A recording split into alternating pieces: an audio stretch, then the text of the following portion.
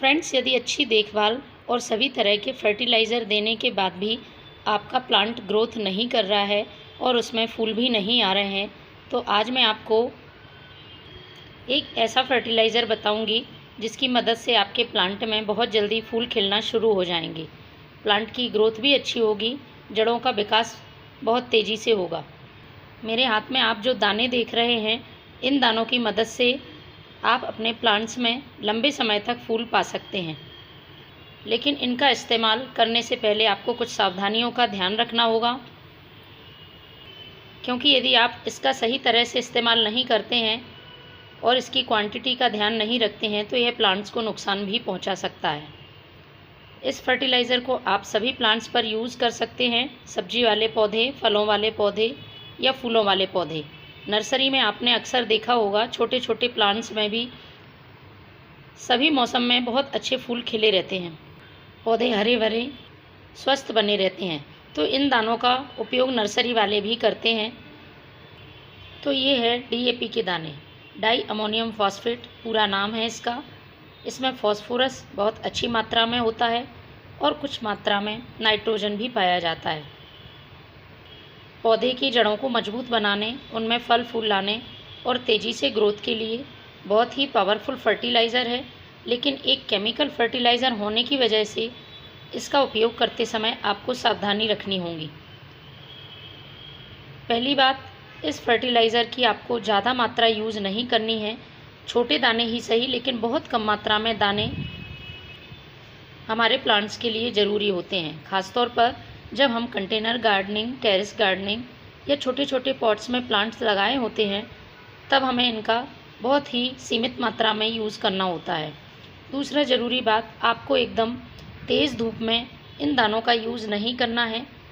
मिट्टी ड्राई है तब आप ये दाने यूज़ ना करें। सुबह या शाम के समय इन दानों का यूज़ करें। और मिट्टी में जब आप इनका यूज़ कर रहे हैं तो थोड़ी सी नमी होनी चाहिए, इसलिए आप इनका यूज़ करने से पहले अपने प्लांट को अच्छी तरह से पानी दे दें। अब बात करते हैं इसे किस किस तरीके से दिया जा सकता है। तो हम इसको अधिकतर दो तरह से यूज़ कर सकते हैं।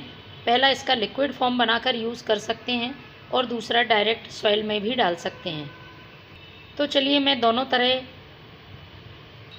से आपको बताऊंगी कि कैसे आपको प्लांट्स पे देना है।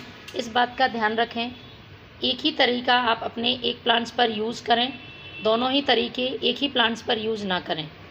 क्योंकि यदि आप लिक्विड फॉर्म में भी उस प्लांट को ये DAP के दाने दे देते हैं और डायरेक्ट भी सॉइल में डालते हैं तो दानों की क्वांटिटी ज़्यादा हो जाएगी और प्लांट को नुकसान पहुंचाएगी। इस बात का आपको ध्यान रखना है। पहले मैं आपको बताऊंगी डायरेक्ट सॉइल में आपको कितनी क्वांटिटी यूज़ करनी है और कैसे इन दानों का मिट्टी में उपयोग करना है। तो आप देख रहे होंगे मेरे प्लांट की मिट्टी में नमी है। ये देखिए, अच्छी तरह से मैंने इसे पानी दे दिया है। इसके बाद ही मैं इन दानों का यूज़ कर रही हूँ। तो आपको जितने इंच का पॉट है आपका, उतने दाने यूज़ करने हैं। यदि 10 इंच का पॉट है तो आपको 10 दाने ही मिट्टी में यूज़ करने हैं। साइड में मैं मिट्टी हटा लेती हूँ स्टेम से थोड़ा दूर। इस तरह से मैं इसमें ये 10 दानों का यूज़ करूँगी। इसके बाद आपको इन दानों को मिट्टी से ढक देना है और अच्छी तरह से पानी डाल देना है। पानी में बहुत जल्दी ये दाने घुल जाते हैं और प्लांट को फ़ायदा पहुंचाना शुरू करते हैं।